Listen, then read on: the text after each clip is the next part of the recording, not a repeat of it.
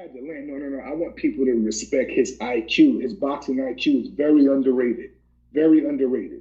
And it's underrated to his fault because imagine, Fred, if you was knocking somebody out your whole life, knocking people like your whole life with one punch, it would change you as a fighter, it would change you as something. It would.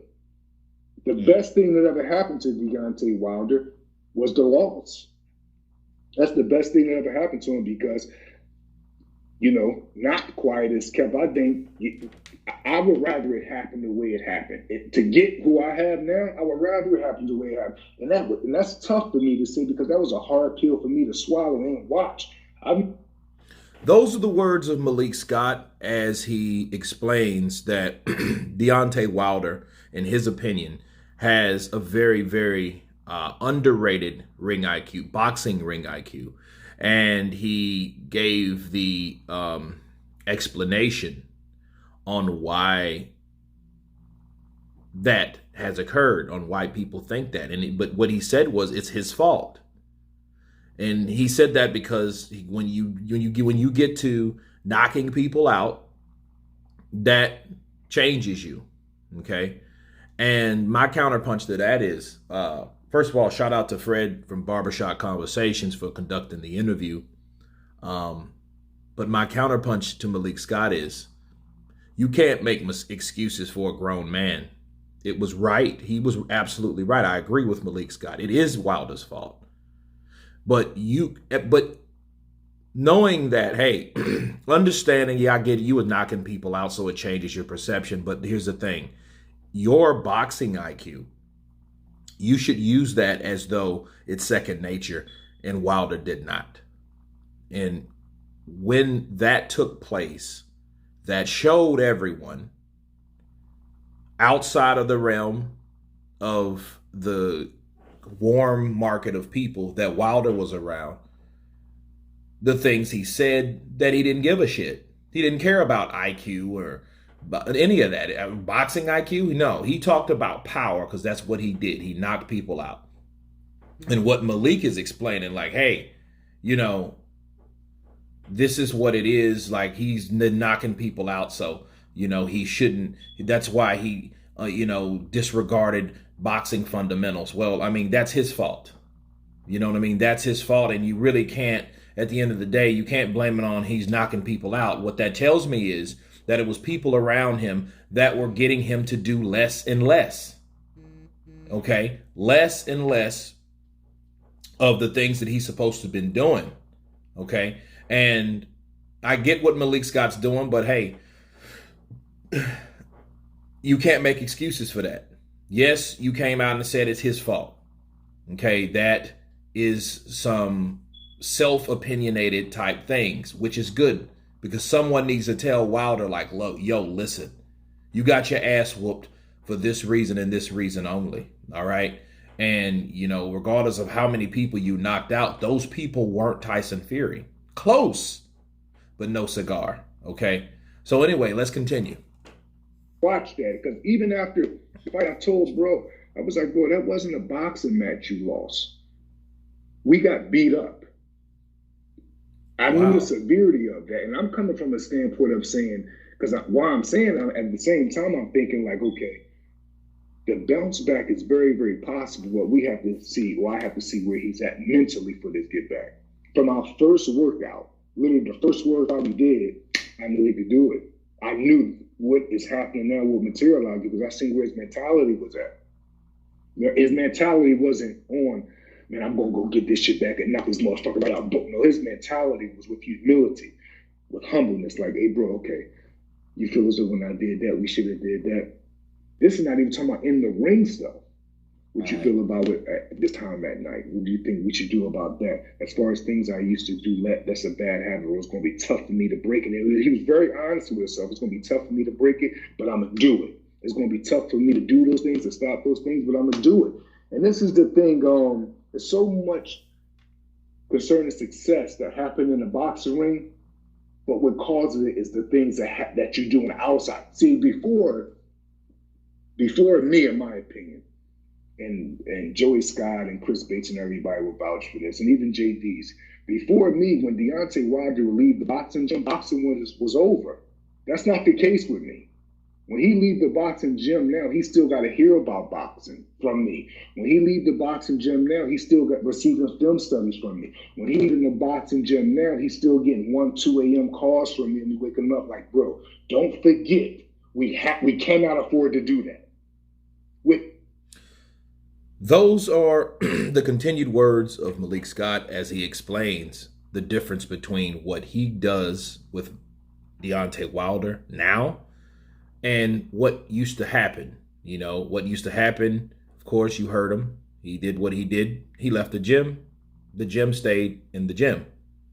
Malik Scott has him always grinding him, always lecturing him, coaching him, telling him what he needs to know, which is a great sign. And also I like the idea and the fact that Malik Scott is able to tell him what he needs to tell him. But most importantly, Deontay Wilder, like he explained, he came with me with humility, like, listen, I need to do this. This I did outside the ring. I should stop doing that. It's going to be hard to break. That alone, when I heard that, that is it's a switch. It's a switch. Like, because you think this is a guy that was sitting back just talking about Fury cheated, Fury cheated, Fury cheated. Well, it had to be more than that. Okay, it had to be more than his idea of someone cheating him is the only reason he lost. What this explains to me is that there were factors, things that occurred with Deontay Wilder before he got his ass into the ring, which caused him to be beaten. Like Malik Scott said, man, he got beat up. That wasn't a boxing match. It wasn't. He did beat the shit out. He beat him down. Okay, and I watched it from my house. And I watched Tyson Fury do things to Wilder like it looked like the seventh round of Ortiz every round. And that was bad. Okay? And it was normally you see that big right hand land and anything like that. I mean, it landed a couple times, but I guess it was grazing or whatever. But obviously he needed more than that. And that more than that is exactly what Malik Scott's talking about. See, I like and I'm glad that Wilder at least came to someone and said, listen, I need help. You know what I mean? He doesn't have to tell that to everybody or let everyone know this. Malik Scott, he told Malik Scott. I don't know if he cares if Malik Scott shared it because he's definitely sharing it, right, especially on the platform of Fred's, but a lot of people are hearing this, right? So at the end of the day, you know, I'm glad that Malik Scott is doing what he's doing. And that's how you coach someone. Okay, let's move forward. Kent tone in my voice. This is not what he dealt with before with his previous trainer. Hey man, yeah, that's not. You can't deal with somebody as alpha and as dominant personality wise with Deontay like that. You can't be like that. Okay, now wrapping this video up because there will be few videos I will make about this particular interview, but to close what Malik's saying is, you have to tell somebody what you want them to do. You have to tell them. If you don't tell them, they're not going to know. And you have to tell them with authority. That's what Malik Scott was talking about. Like, listen, I need you to do this. We can't do that. And that's how, and I know that's wasn't how it was ran before.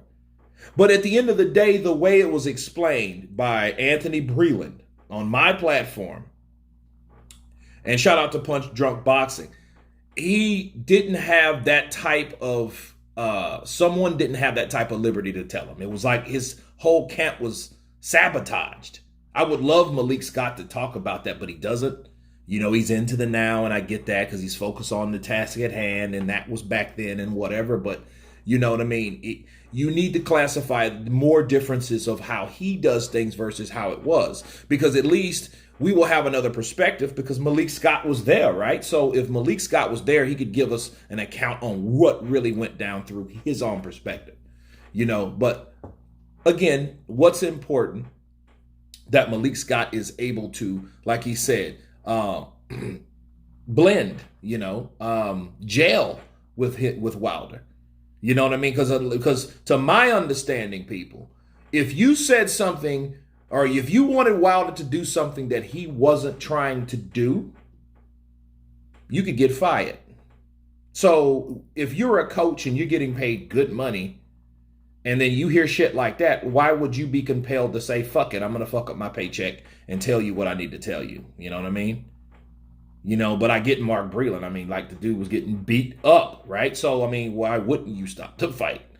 You know what I mean? So, I mean, you can appreciate someone finally coming forth to do something that he probably could have done, but he probably would have got fired for it if he would have made Wilder do leg work or things like that to physically make him stronger to prepare himself for the fight.